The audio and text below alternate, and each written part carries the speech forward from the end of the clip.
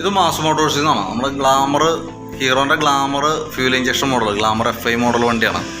വണ്ടി ജനറൽ സർവീസായിട്ട് നമ്മൾ കയറ്റിയാണ്. ഇപ്പോൾ ജനറൽ സർവീസിൻ്റെ ഭാഗമായിട്ട് ബാക്ക് ബ്രേക്കൊക്കെ നമ്മൾ ചെക്ക് ചെയ്യാനൊക്കെ അയച്ചിട്ടുണ്ട്.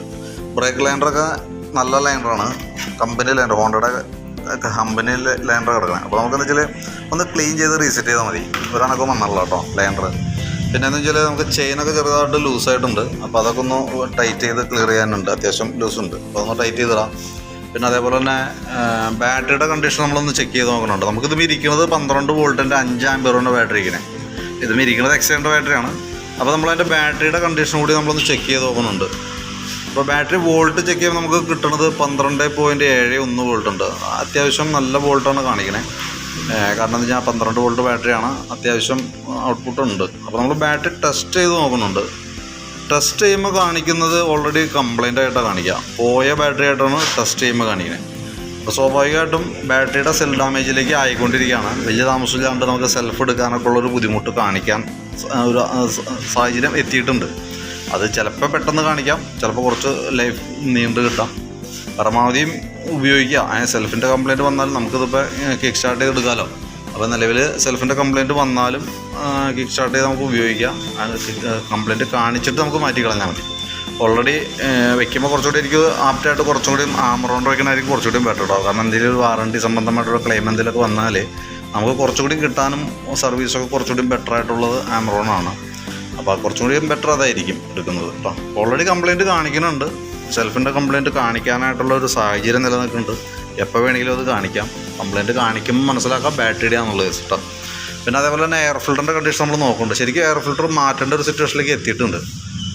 അത്യാവശ്യം പൊടിയും കാര്യങ്ങളൊക്കെ ഉണ്ട്. അപ്പോൾ എന്ന് വെച്ചാൽ ഓൾറെഡി നമ്മുടെ ഐറ്റം അവൈലബിൾ ആണോ എന്ന് നോക്കട്ടെ. അല്ലാന്നുണ്ടെങ്കിൽ നമുക്ക് നെക്സ്റ്റ് സർവീസിൽ നമുക്കിത് ചെയ്യാം. നിലവിലിപ്പോൾ പ്ലഗ് നമുക്ക് എമർജൻസി ആയിട്ട് മാറ്റിയിടേണ്ടതായിട്ടുണ്ട്. കാരണം എന്താ വെച്ചാൽ പ്ലഗിൽ അത്യാവശ്യം നല്ല രീതിയിൽ കാർബൺ കണ്ടൻറ്റ് കാണുന്നുണ്ട് കേട്ടോ. അപ്പോൾ എയർ ഫിൽറ്ററും പ്ലഗും കൂടി ഒരുമിച്ചാണ് മാറ്റേണ്ടി വരാം. ഐറ്റം നമ്മുടെ കയ്യിൽ സ്റ്റോക്ക് ഇല്ലാത്തത് കൊണ്ട് തന്നെ ഓൾറെഡി കമ്പനി ഐറ്റം മാത്രമേ നമുക്ക് യൂസ് ചെയ്യാൻ പാടുള്ളൂ കേട്ടോ. അപ്പോൾ ഐറ്റം നമ്മുടെ കയ്യിൽ ഇല്ല. ഇടയ്ക്ക് എപ്പോഴെങ്കിലും അല്ലെങ്കിൽ അടുത്ത സർവീസ് വരെ എന്തെങ്കിലും പ്രശ്നമൊന്നുമില്ല. അത്യാവശ്യം തീരെ ബ്ലോക്ക് എന്ന് പറഞ്ഞാൽ 100% ബ്ലോക്കല്ല, ഏതായാലും മാറ്റേണ്ട ഒരു കിലോമീറ്ററാണ്. അപ്പോൾ തൽക്കാലം പ്ലഗ് ചേഞ്ച് ചെയ്തിടാം. നെക്സ്റ്റ് സർവീസിൽ എയർ ഫിൽറ്റർ നമുക്ക് മാറ്റാം. പിന്നെ അതേപോലെ തന്നെ എഞ്ചിൻ ഓയിൽ മാറുന്നുണ്ട്. പിന്നെ നമ്മുടെ ഈ ഗ്ലാമറിൻ്റെ ഉള്ളൊരു കംപ്ലയിൻറ്റ് എന്ന് പറഞ്ഞാൽ എഞ്ചിൻ്റെ സൗണ്ടിലൊരു ചെറിയ വേരിയേഷൻ ഉണ്ട്. അത് നമുക്ക് ഇപ്പോൾ നമ്മൾ ചെക്ക് ചെയ്യുമ്പോൾ കാണിച്ചത് എഞ്ചിൻ്റെ ക്യാം ചെയിൻ വന്നിട്ടുണ്ട് ഉള്ളിൽ. അതിനെ അഡ്ജസ്റ്റ് ചെയ്ത് കൊടുക്കുന്ന ടെൻഷനർ എന്ന് പറയുന്ന യൂണിറ്റാണത്. ഇതാണ് ആ യൂണിറ്റ്. അത് ഫെയിൽഡ് ആയകനാണ്. ഇതിൻ്റെ പ്രോബ്ലം വെച്ചാൽ 100% നമുക്കിപ്പോൾ ഈ മോഡൽ ഗ്ലാമറിൻ്റെ ഒരു പ്രോബ്ലം എന്ന് വെച്ചാൽ ഒരു ഡ്രോബാക്ക് എന്ന് പറഞ്ഞാൽ 100% എഞ്ചിൻ്റെ സൗണ്ട് നോർമലായി കിട്ടില്ല. ഇപ്പോൾ അത് മാറിയിട്ടുണ്ടെന്നുണ്ടെങ്കിലും റിപ്പീറ്റ് അത് കാണിക്കാനുള്ള ചാൻസ് കൈയാണ്. കാരണം അത് ഈ ഒരു ബാച്ച് മോഡലും അല്ലേ ഈ കാറ്റഗറിയിൽ വന്ന വണ്ടികളിലുള്ള ഒരു പ്രശ്നമാണത്. എന്നാൽ നമുക്ക് പഴയ മോഡൽ മറ്റേ സാധാ മോഡൽ ഗ്ലാമറുകളിൽ അത്രയും പ്രശ്നമില്ല.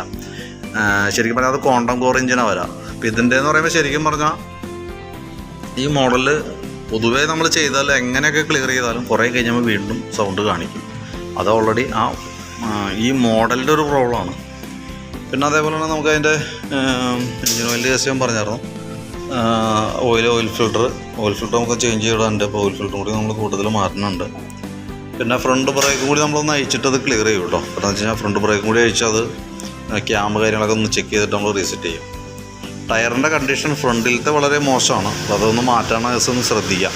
കാരണം ഈ സൈഡിലെ ഗ്രൂവ് നോക്കണ്ട, സെൻറ്ററിൽ വരുമ്പോഴത്തേക്കും അതിന് യാതൊരു വക ഗ്രിപ്പുമില്ല. അത് നമുക്ക് കൃത്യമായിട്ട് ടയറിൻ്റെ കേസ് നോക്കാനായിട്ട് അതുമ്പോൾ ഓൾറെഡി കമ്പനി തന്നെ ഒരു മാർക്കിംഗ് ഇൻഫോം ചെയ്തിട്ടുണ്ട്, ഒരു പഞ്ച് ചെയ്തിട്ടുണ്ട്. ഇതിവിടെ ശ്രദ്ധിച്ച് കഴിഞ്ഞാൽ മനസ്സിലാവും. TWI എന്ന് പറഞ്ഞിട്ടൊരു ഇൻഡിക്കേഷൻ കൊടുത്തിട്ടുണ്ട്. ഈ ആരോ മാർക്ക് കൊടുത്തിട്ടുണ്ടോ? അതിൻ്റെ നേരെ വന്ന ഭാഗത്ത് ഇവിടെ ശരിക്കും പറഞ്ഞാൽ അവിടെ ഒരു ലൈനുണ്ട്. ആ ലൈനിൽ അവിടെ ഒരു ചെറിയ കട്ട പോലെ ഉണ്ട്. അതിനോട് ലെവലാവുമ്പോൾ ടയർ മാറ്റണം എന്നുള്ളതാണ് കമ്പനി പറയുന്നത്. ഇതിപ്പോൾ ഓൾറെഡി ഫുള്ള് തീർന്നേക്കാണ്. അപ്പോൾ അതുകൊണ്ട് തന്നെ നമുക്ക് ലൈനും കാണാൻ പറ്റില്ല, അതിൻ്റെ സെൻറ്ററിലുള്ള കട്ടയും കാണാൻ പറ്റില്ല. അപ്പോൾ അതൊന്ന് ശ്രദ്ധിക്കാം. വലിയ മഴയ്ക്കൊക്കെ മുമ്പ് മാറ്റാനായിട്ട് ശ്രദ്ധിക്കാം.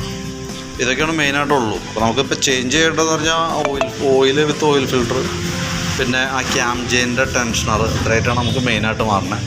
പിന്നെ കൂട്ടത്തിക്കൂടെ നമ്മൾ പ്ലഗ് മാറ്റിയിടുന്നുണ്ട്. എയർ ഫിൽറ്റർ നെക്സ്റ്റ് സർവീസ് ആകുമ്പോഴത്തേക്ക് അറേഞ്ച് ചെയ്ത് വെക്കാം. ഓൾറെഡി നമുക്ക് ഈ മോഡൽ വണ്ടികൾ എണ്ണത്തിൽ കുറവുള്ളത് കൊണ്ടാണ് ഐറ്റം കാര്യമായിട്ട് സ്റ്റോക്കിലില്ലാത്തത്. എവിടെ തപ്പിയാലും കിട്ടാൻ സാധ്യതയില്ല. അപ്പോൾ അറേഞ്ച് ചെയ്ത് വെക്കാൻ തരും കേട്ടോ.